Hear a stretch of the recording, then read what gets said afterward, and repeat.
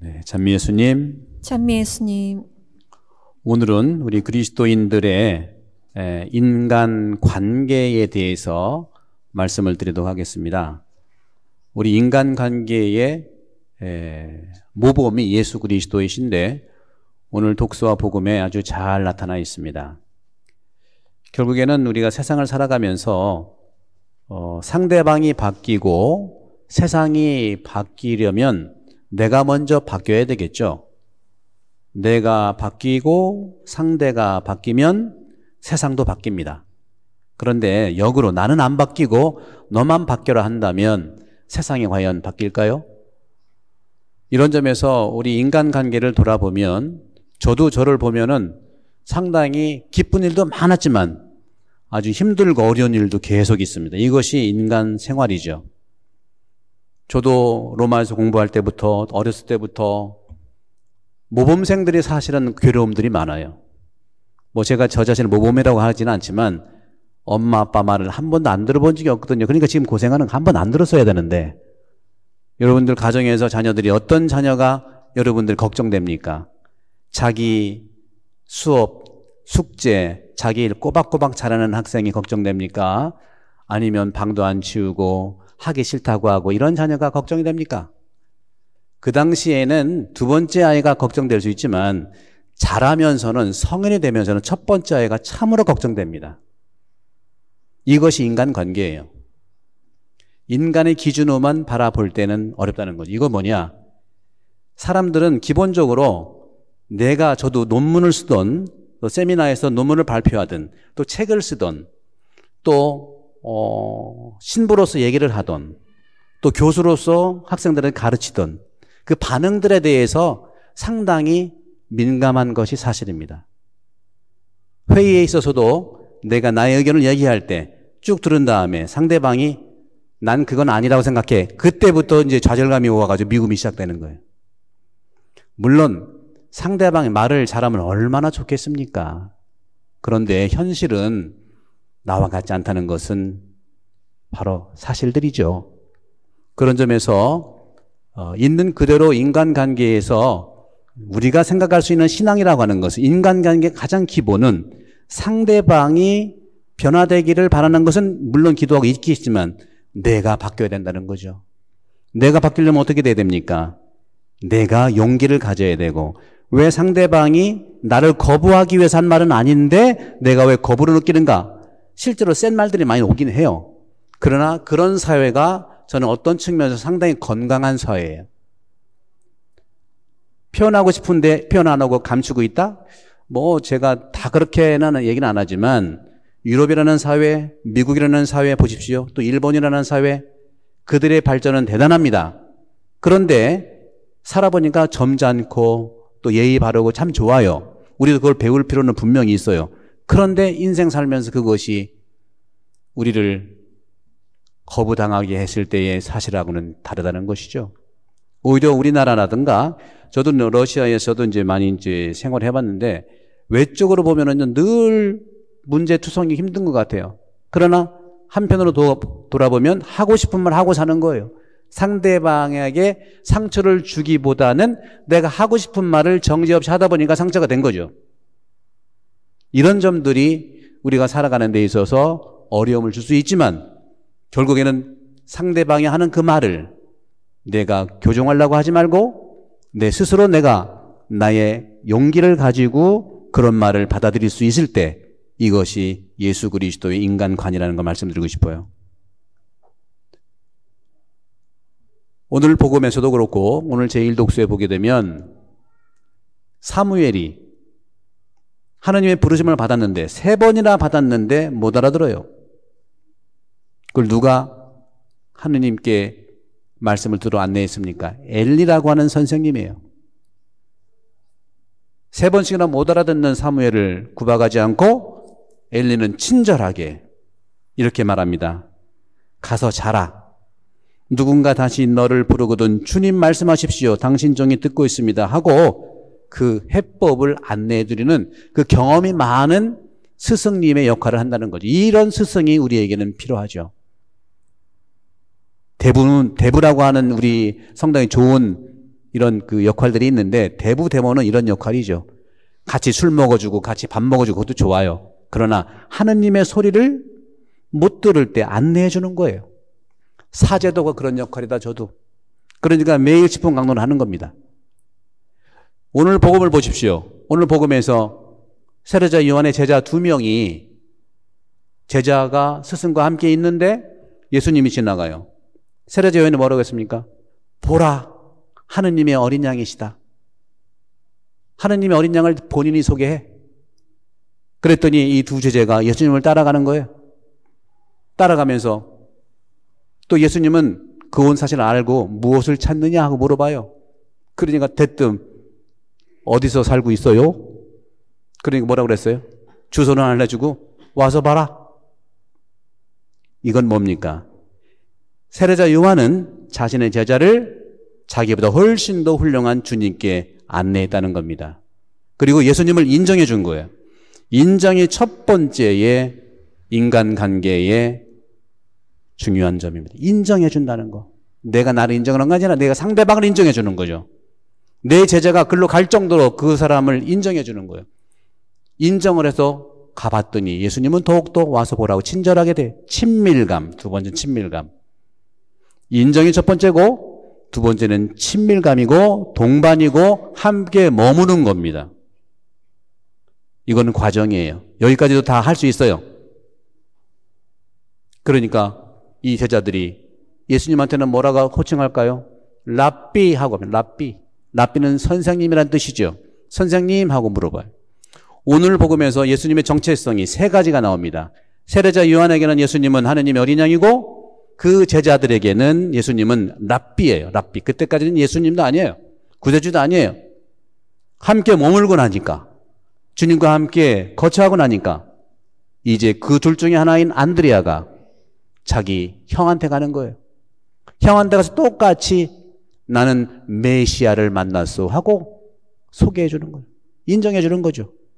메시아는 그리스도이시죠. 이렇게 보십시오. 엘리야도 그렇고 세례자 요한도 그렇고 안드레아도 보십시오. 인간관계의 가장 중요한 과정에서 누구를 향해 나갑니까? 공통적인 것은 다 주님께 안내하는 겁니다. 여러분들 우리 성당에 모임이 굉장히 많지 않습니까? 지금은 레스트릭션에 따라서 모임을 하지만 그 외에도 정하지 않은 그런 3, 4 모임이 있을 수 있어요. 모든 모임 할 수 있는 만큼은 다 하십시오. 하지만 모든 모임의 목표는 주님께 가는 겁니다.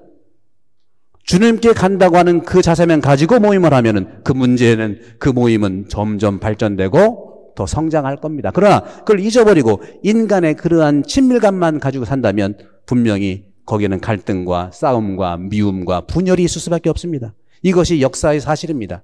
이것이 2000년의 교회의 사실이에요. 분열이라는 게 딴 분열이 아니에요. 주님께 가지 않는 그런 인간의 모임, 그것이 바로 분열이라는 것이죠.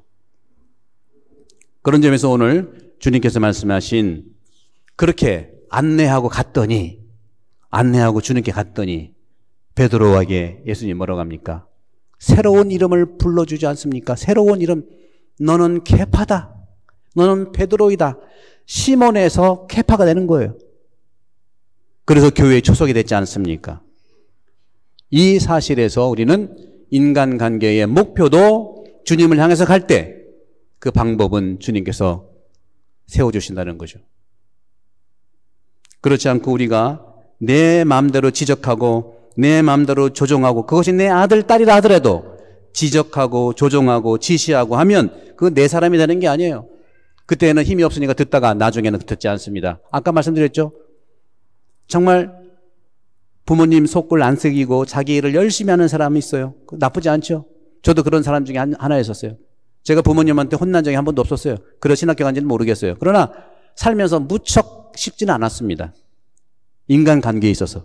다 나 같은 줄 알았어요. 그렇지 않더라고요. 오히려 로마에서 공부할 때는 오히려 외국 신부들이 더 나한테 좋았어요. 왜? 똑같이 평등사상과 똑같이 대하니까 한국인들 사이 너무 힘들었어요. 지금은 깨닫습니다. 누가 좋고 나쁜 것이 아니라 바로 내 안에 있는 용기를 끌어내어 줄 수 있는 내 삶의 인간관계의 핵심인 자기 식별과 영혼의 스토밍이 필요하다. 이거 제가 만들어낸 말인데요. 요즘에는 이런 예수님의 가치들을 심리학이라든가 교육학에서 많이 회자되고 프로그램을 굉장히 많이 만들어요. 그중에 제가 요새 계속 얘기하고는 메타인지와 브레인스토밍이라는 건데, 이거는 다른 것이 아니라 분명히 메타인지라고 하는 것은 자기 식별이에요. 자기 식별을 왜 하느냐? 나를 거울처럼 바라보라는 거죠. 그리고 바라본 그 나를 믿으라는 거예요. 내가 나를 믿지 않고 그런 불안만 증대돼요. 그러면 그런 관계에서 쉽게 무너지고 힘이 들고 그냥 끝내버릴까? 그냥 성당에 안 나가버릴까? 이 일을 내가 하지 말을까? 더 거부하게 됩니다. 젊은이들 사이에서 사람을 만나고 할 때 1개월 만나고 헤어지고 2주 만나고 헤어지고 이렇게 많이 헤어지는 사람들은 어떤 사람이냐를 분석해 보면 자기가 먼저 버림을 받을까 봐 버리는 거예요. 이런 것들이 굉장히 많습니다. 그런 것을 봤을 때에는 우리가 과연 내가 나를 거울로 바라보는 것이 중요한, 나를 내가 믿기 위해서고, 그렇게 바라본 내가 정말로 완전하지 않고 부족한 부분이 있다는 것을 받아들일 때 용기가 납니다. 용기라고 하는 것은 완성된 것이 아니에요. 우리가 매일매일 조금씩 집밥을 먹으면 성장하는 것처럼 외식, 특식 좋지만 그 특식 외식이 우리의 주 삶이 아니라 집밥처럼 매일매일 먹는 작은 용기, 큰 용기도 좋지만 작은 용기를 늘 갖는 것이 내가 이 인간관계 속에서 이겨낼 수 있는 하느님의 역동이 내 안에서 일어난다는 사실이죠. 여러분 각자 약간 양상은 다르지만 분명히 같은 경험을 할 겁니다. 왜? 우리가 한국인이기 때문에. 그러나 저는 한국인의 삶 속에서는 희망이 대단히 많다는 것을 늘 보아옵니다. 거기에는 예수님을 알기 이전부터 예수님의 그런 가치가 우리 문화 안에 살아 숨쉬기 때문입니다. 오늘 주님께서 말씀하십니다. 앞으로 너는 케파라고 불릴 것이다. 새로운 이름으로 희망을 줍니다. 오늘 독서복음은 우리들에게 어떤 인간관계에 대한 솔루션 같은 걸 주지만 그 이전에 인간관계에서 힘들었던 여러 미움, 갈등, 어떤 그 상처 이런 것들에 대해서는 나오진 않죠. 그런 것들을 통해서 자기 식별, 나를 바라보는 것과 또 한 가지는 상당히 혼란스러운 것을 여러분들 피하지 마십시오. 혼란스러울 때, 영혼이 혼란스러울 때, 마음이 혼란스러울 때 정리가 되지 아무것도 없는 태평양에서 정리가 되진 않아요. 그렇게 영혼의 스토밍, 이건 제가 만들어낸 말인데 소울 스토밍이 올 때 헷갈리고 마음이 불편하고 답답하고 분노가 이러고 할 때 그때 주님의 품 안에서 곰곰이 사고의 확장과 영혼의 정리가 분명히 될 겁니다. 새로운 희망을 갖게 되는 그런 분기점이 된다는 사실을 우리는 믿어야 되겠습니다. 평탄한 곳에서는 새로운 인물이 나올 수가 없어요. 굴곡진 곳에서 나오게 되어 있습니다.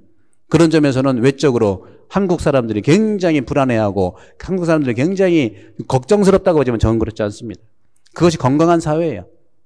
서로 할 말을 좀 경우 있게 하면 참 좋겠지만 그러지 못한 사정들이 있었어요. 내 경험이었거든요. 그런 것들이. 그런 것을 중요한 것은 내가 받아들일 수 있는 용기를 내가 갖는 것. 이것이 자기 식별이고 소울 스토밍이라고 하는 우리 신앙인의 삶의 토대가 될 수 있다. 그런 점에서 오늘 우리가 배울 수 있는 것은 엘리한테 그 해결을 배우고 세례자 요한한테 그 해결을 배우고 안드레한테 해결을 배우고 그리고 오늘 제2독서에 얘기하는 바오로 사도에 의해서 해결을 배우는 그렇단다면 바오로 사도가 오늘 말씀하신 것 중에서 여러분은 몸은 성령의 성전입니다. 이것이 역동과 용기를 주는 말씀이죠. 성령을 여러분이 하느님으로부터 받았고 그런 여러분은 여러분 자신의 것이 아님을 모릅니까? 바로 내 몸은 하느님 몸이라는 거예요. 그렇죠? 하느님께서 값을 치르고 여러분들을 구해줬다. 그러니 여러분의 몸은 하느님을 영광스럽게 하는 것이다. 여러분들 인간관계에서의 갈등과 어려움 새로 만날 수 있는 나 자신이라는 선물이라는 것을 우리가 받아들이고 서로 있는 그대로 주님께 다가가면 모든 문제는 해결된다는 것. 이것을 저는 오늘 독서복음을 통해서 여러분과 함께 나누고 싶었습니다.